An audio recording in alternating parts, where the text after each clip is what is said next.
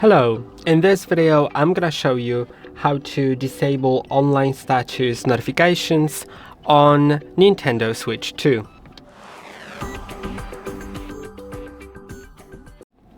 To do it, go to the settings, now go to notifications that you'll find at some point.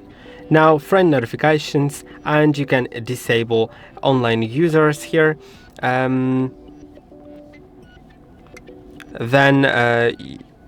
you'll basically get notification about that, and also you can when it's enabled, you can change when to notify when friends come online. You can set it to all friends, best friends, or none.